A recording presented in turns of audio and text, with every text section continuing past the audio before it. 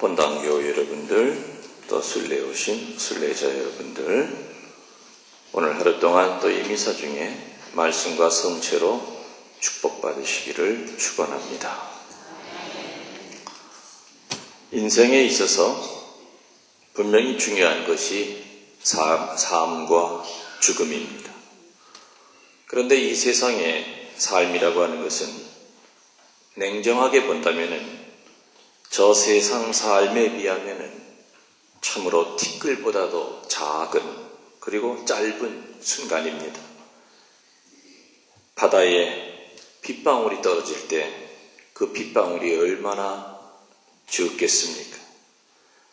영원한 세상에 비하면 이 세상의 삶이라고 하는 것은 참으로 짧은데, 근데 문제는 그 짧은 삶에 그토록 신경을 쓰면서 영원한 세상에는 우리들이 얼마나 신경을 쓰고 살아가는가.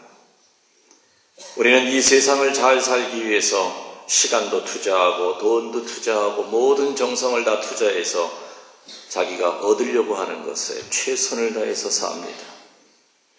이 세상에 쏟은 정성의 100분의 1, 1000분의 1이라도 영원한 세상을 위해서 우리들이 신경을 쓰고 산다면은 지옥에 갈 자가 누가 있으며 연옥에 떨어질 자가 누가 있겠습니까? 비극에 보면은 사느냐 죽느냐 이것이 문제로다 하고 어느 극작가는 외쳤습니다. 죽음에 대해서는 우리들은 아예 보려고 하질 않습니다. 또 죽은 다음에 세상에 대해서도 아예 신경을 쓰려고 하지도 않습니다. 죽음을 생각하면은 마음이 편치 않기 때문에 늘 피해갑니다. 오늘 성서에 보면은 우리 식으로 따지면은 이해가 안 되는 이야기가 나옵니다. 형이 아이 없이 죽었는데 둘째, 셋째, 넷째, 다섯째, 여섯째, 일곱째 동생이 형수를 차례차례 마누라로 맞이해서 데리고 살다가 죽었다 이겁니다. 이건 개족보입니다. 그런데 유대 나라에서는 그게 가능했습니다. 어떻게 해서든지 자식을 내야 되는 것이 제일 장손의 의무이기 때문에 형이 아이 없이 죽으면 그 다음 동생이 형수를 취해서 그 집안에 아이를 만들어야만 됐습니다. 7 남자와 살았는데도 아이가 없으면 이건 분명히 여자 쪽에 뭐가 이게 지금 문제가 있는 겁니다. 아무튼 거기다가 포커스를 맞추자는 것이 아니라 바리새인 사두가이파는 부활이 없다고 주장하는 패거리입니다. 부활이 없기 때문에 이렇게 엉뚱한 얘기를 가지고 예수님을 코너에 몰아놓으려고 합니다. 아무튼 7사람이 한 여자를 데리고 살았다 이거죠. 그러면은 당신 부활이 있다고 믿나 본데 부활한 후에는 그의 편에는 누구 마누라 될 거냐? 누구 마누라 될 것 같습니까? 거기에 대해서 예수님은 부활한 후에는 시집가는 일도 없고 장가가는 일도 없다. 이런 말씀으로서 아주 명쾌하게 부활한 후의 모습에 대해서 설명을 해주십니다. 부활한 후에는 시집가는 일도 없고 죽어서 장가가는 일도 없다 하는 이야기를 듣고 어떤 자매님은 신부님 얼마나 다행인지 모릅니다. 신부님도 아시다시피 지금 내 남편, 그건 남편이 아니라 평생 왼수입니다. 죽고 난 다음에 마저도 그 인간이 쫓아다닌다면은 이 어떻게 살겠습니까마는 오늘 성서 말씀을 들으니 죽은 다음에는 신랑 신부도 없고 영의 존재라고 하니 얼마나 다행인지 모릅니다 하는 자매님들도 있었습니다. 또 금술이 너무 좋은 어느 형제는 아내를 먼저 보내고 난 다음에 이 성서 구절을 읽고 나서 너무너무 슬픈 얼굴로 신부님 정말 서운합니다. 저도 언젠간 죽으면은 아내와 죽어서 다시 부부가 될 줄 알았는데 죽고 난 다음에는 시집가는 일도 없고 장가가는 일도 없다고 하니 너무너무 슬픕니다. 이렇게 얘기하는 분들도 있었습니다. 여러분의 본당 신부는 이 성서 귀절을 들으면은 정말 억울하다. 한평생 성가정을 이루는 방법에 대하여 피정지도를 하고 다녔는데 죽어서 내가 장가가면은 내가 가르친 거 실습 한번 해보고 싶었는데 다 틀려버렸구나. 이렇게 쓸데없이 부질없는 생각을 합니다. 분명 부활한 후에는 육체가 없이 영의 상태인데 이성이 뭐가 그립고 무슨 성욕이 생길 것이요. 다 부질없는 생각입니다. 그야말로 부활한 후에는 사람에 대한 사랑보다는 오로지 애덕, 신덕, 망덕은 없어지고 애덕만 남습니다. 하느님에 대한 순수한 사랑만이 부활한 후에는 남기 때문에 시집가고 싶은 생각도 없고 장가가고 싶은 생각도 없다 그겁니다. 이 세상 살 때는 우리는 향주 삼덕을 가지고 삽니다. 신덕, 망덕, 애덕. 그러나 죽은 후에는 신망은 없어지고 오로지 애덕만이 남아서 하느님에 대한 뜨거운 사랑으로 영원히 하느님과 같이 머물게 되는 것이 아니겠는가. 위령성월을 보내고 있습니다. 위령성월은 사말에 대하여 묵상하는 시기입니다. 사말이 뭡니까? 아시는 분 계십니까? 뭘 사말이라고 합니까? 뭡니까 사말이? 뭡니까? 아시는 분? 알면서도 신부님이 진짜 아나 확인해 보려고 얘기 안 하시는 거죠. 뭐가 사말입니까? 사말의 노래 위령성월은 사말에 대해서 묵상하는 시기다 그랬는데 뭐가 사말이냐 이게. 첫 번째가 죽음입니다. 네 가지의 마지막에 부딪히는 문제들이 사말이에요. 그래서 첫 번째가 한 번은 죽어야 된다고 하는 죽음에 대한 문제입니다. 두 번째는 심판을 받아야 된다. 심판에 대한 문제고 세 번째가 천국, 네 번째가 지옥입니다. 이걸 사말이라고 합니다.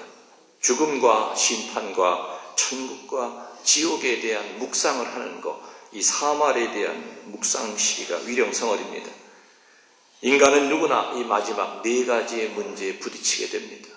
어느 위치에 살다 하더라도 죽음을 겪게 되고 심판을 받게 되고 천국이나 지옥으로 떨어지게 됩니다.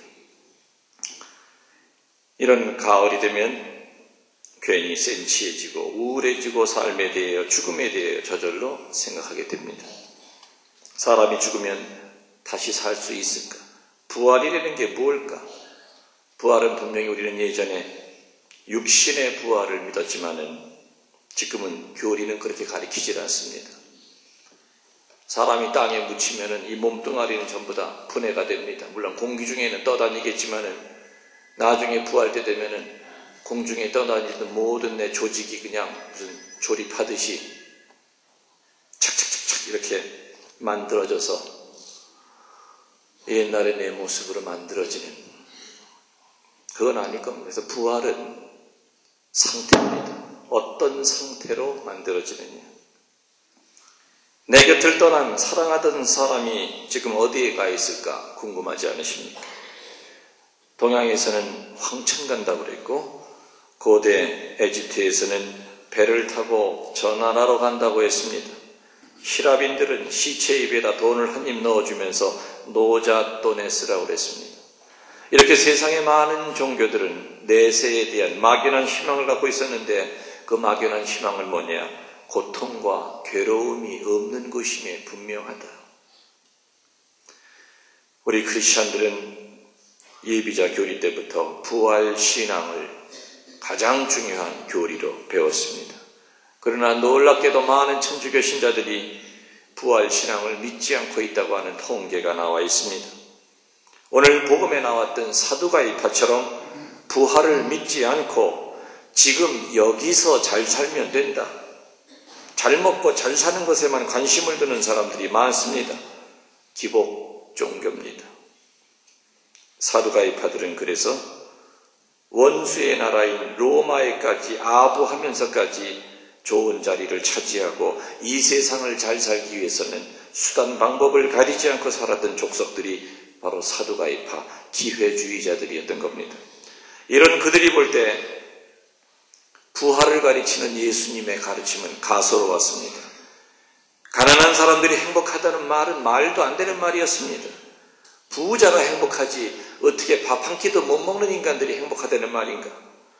그래서 이렇게 황당한 이야기를 만들어서 예수님을 조롱하면서 부활은 허무맹랑한 것이니 웃기지 말라, 이렇게 오늘 예수님을 함정에 빠뜨리려고 한 여자가 7 형제를 부인이 됐다는 이야기를 꾸며낸 겁니다.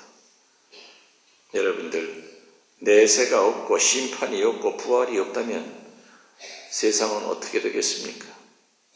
수단 방법 가리지 않고 제멋대로 설쳐대면서 사는 사람들이 축복받은 사람임이 분명합니다. 그러나 절대 그렇지 않습니다. 이 세상 엉망진창으로 남의 눈에 피눈물 나게 하면서 그렇게 산 사람들이 이 짧은 세상은 호의호식하며 살지 몰라도 하늘나라에서는 절대 그렇게 그 자리에 있지 못할 겁니다. 첫째가 꼴찌되고 꼴찌가 첫째 되는 것도 부활이 있기 때문에 가능할 것이요, 십자가를 지고 골고다에 올라가는 것도 부활이 있기 때문에 가능합니다. 오늘 일독서에 여러분들 또 7 형제 얘기가 나옵니다. 히랍 사람들한테 잡혀서 하느님을 배반하라고 합니다. 그리고 돼지고기를 억지로 입에다가 집어넣습니다. 먹었습니까? 안 먹었습니까? 7 형제들이 안 먹었습니다. 이해가 안 갑니다. 그 맛있는 삼겹살을 왜 안 먹는지. 그냥 주면은 언제라도 먹습니다. 아무튼 지금도 유대인들은 돼지고기를 안 먹습니다. 그게 그 사람들 법입니다. 히랍인들은 유대인들을 조롱하기 위해서 돼지고기를 억지로 입을 벌려서 먹였습니다. 그러나 7 형제들은, 신실한 이 7 형제들은 히랍 사람들과 맞서서 혀가 뽑히고 손이 잘리면서까지도 율법에 어긋나는 것을 안 했던 것은 부활에 대한 희망이 있기 때문입니다. 일독서에 나오는 넷째 동생은 니들이 나를 지금 죽일 수는 있다 하더라도 나는 부활할 거지만 너희들은 부활을 못할 것이다. 죽여라. 또 우리 가톨릭 교회의 유명한 성인 노렌조 성인, 그 성인이 순교할 때는 석쇠에다가 그 성인을 갖다 가둬놓고 펄펄 끓는 불에다가 마치 생선 한 마리 굽듯이 성인의 몸을 앞으로 뒤로 부면서 죽였습니다. 뒤가 다 지글지글 타니까 이놈아 이래도 너 하느님 안 배반하냐 그러니까 노렌조 성인은 뒤가 다 익었으니 앞으로 돌려주십시오. 그러면서 마지막 숨을 거두면서 뭐라 그랬느냐, 너희가 내 몸을 태울 수는 있어도 부활에 대한 내 마음은 못 태운다. 주님 제 영혼을 받아주십시오 하면서 그렇게 석쇠에서 불에 타 죽은 성인이 바로 노렌조 성인입니다. 교회 여러분들, 부활은 분명히 죽으면 되는 거지만은 우리는 살아서도 하루에 수십 번씩 부활을 체험할 수가 있을 겁니다. 부활은 죽어서만 되는 것이 아닙니다. 오늘 이 미사를 드리면서 나에게 상처 준 사람을 적어도 주님 용서하려고 노력하겠습니다 하는 그 말을 봉헌할 때 여러분은 부활하는 겁니다. 나에게 용서 청하는 사람을 따뜻하게 맞아주면 바로 그 사람을 부활시켜주는 겁니다. 우리는 어떤 경우에 분노 때문에, 과거의 상처 때문에 누군가가 용서를 청하러 올 때 아예 문을 닫아 걸고 만나주지 않을 때도 많습니다. 내가 니놈 용서하면 내 손에 장을 지진다. 용서 청하러 오는 사람을 거부합니다. 용서하십시오. 그러면 그 사람을 부활시켜주는 겁니다. 걱정거리가 늘 나를 힘들게 하지만 하루하루 기도하면서 어둠 쪽을 보지 않고 주님이 나에게 주시는 축복을 생각하면서 희망과 기쁨을 갖고 사는 것이 바로 부활하는 겁니다. 매일매일 내 입을 다스리면서 침묵 가운데 분별을 청하는 것이 바로 부활하는 겁니다. 오늘도 주님은 말씀과 성체로서 우리를 부활시켜 주시러 오십니다. 예수님께 감사드리면서 겸손되이 미사를 정성껏 봉헌합시다. 아멘.